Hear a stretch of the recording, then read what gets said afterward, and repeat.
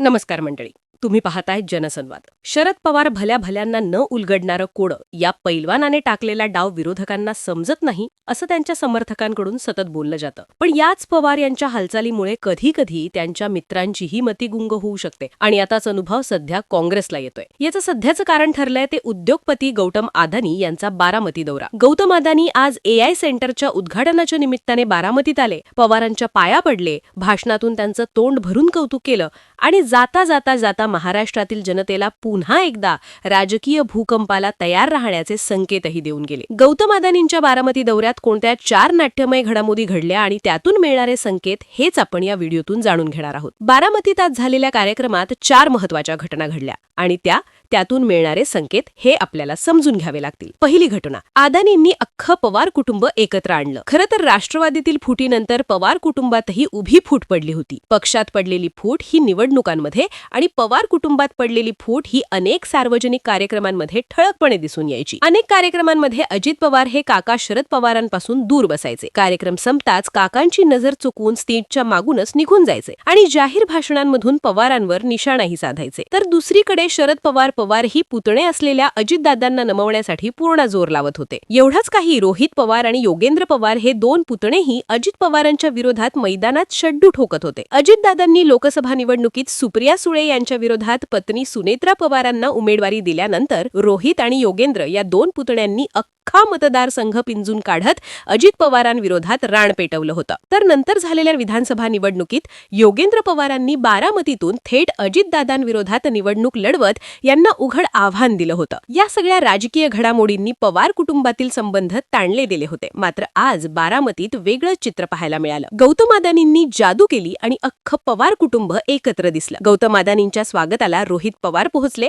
नंतर याच रोहित पवारांनी चक्क अजितदादांच्या गाडीचं सारथ्य केलं. काकाच्या गाडीत पुतण्या ड्रायव्हर सीटवर दिसला, तर योगेंद्र पवार देखील व्यासपीठावर दिसले. दुसरी घटना, पवार काका पुतण्यातील अंतर कमी केलं. पक्षातील फुटीनंतर जाहीर कार्यक्रमांमध्ये काकांसोबत नजरानजर करणं टाळणारे अजित पवार तुम्ही बघितले असतील. पण काकांशेजारच्या खुर्चीवर जाऊन त्यांच्याशी संवाद साधणारे अजित पवार आज बारामतीत दिसले. पवारांनीही यावेळी अजितदादांच्या कानात काहीतरी सांगितलं.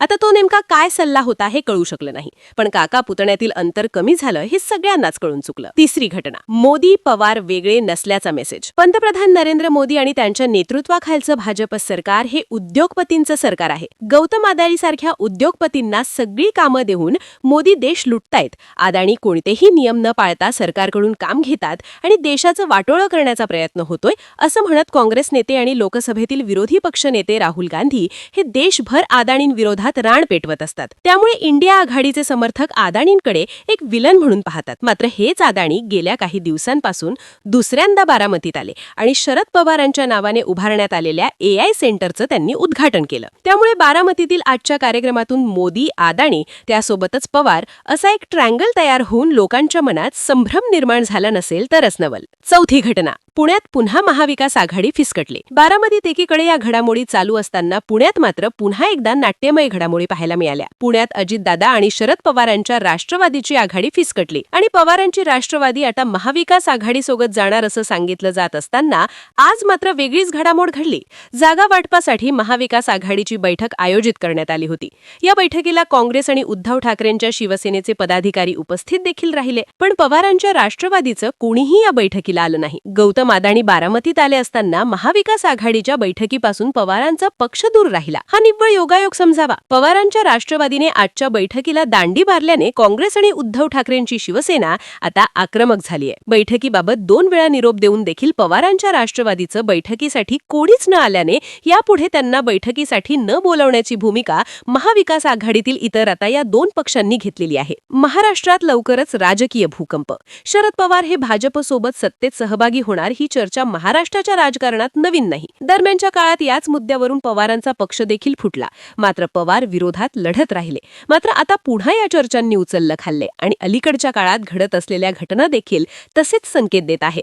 ज्याला राजकारणात आणून राज्याचा नेता बनवलं त्याच पुतण्याने लोकसभा निवडणूक वेळी बारामतीत जाहीर सभा घेऊन पवारांविरोधात टीकेची जोड उठवली. आपल्या लेखी विरोधात कुटुंबातील उमेदवार दिला त्या अजित पवारांसोबत महापालिका निवडणुकीत जुळवून घ्यायला शरद पवार तयार झाले. काँग्रेस नेते राहुल गांधी यांच्या निशाण्यावर नेहमी दोन प्रामुख्याने नेते असतात, एक नरेंद्र मोदी आणि दुसरे गौतम अदाणी. या दोघांविरोधात रान पेटवत भाजपचं सरकार घालवण्याचं स्वप्न राहुल गांधी आणि काँग्रेसचं आहे.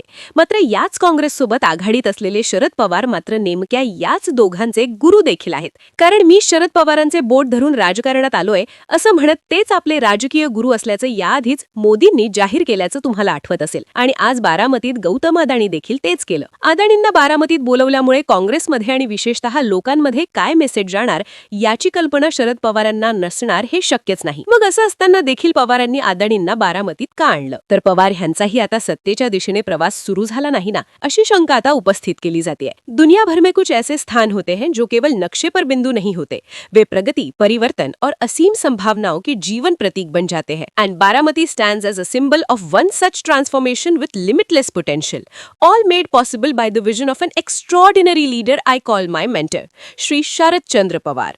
My dear friends, I have been blessed to have known Pawar Sahib for almost 3 decades, during which I have learnt a lot from him. His knowledge and his wisdom are not paralleled, but more than his knowledge, his affection and compassion have always been strongest virtues for me. He has always been my mentor in the sense that having visited Baramati several times, I can say with conviction that what Pawar Sahib did was not just local development, but by transforming agriculture, strengthening cooperatives, encouraging entrepreneurship, building educational institution, establishing industry policy, and doing so in an unparalleled integrated manner, Pawar Sahib has created in Baramati a living blueprint for the whole of India. That a lot. But then I look back at Baramati, where for Pawar Sahib, Baramati was never an exception. It was a reflection on how he thought about the direction that India should be taking. महाराष्ट्रात या सर्व राजकीय घडामोडींबद्दल तुम्हाला नेमकं काय वाटतं?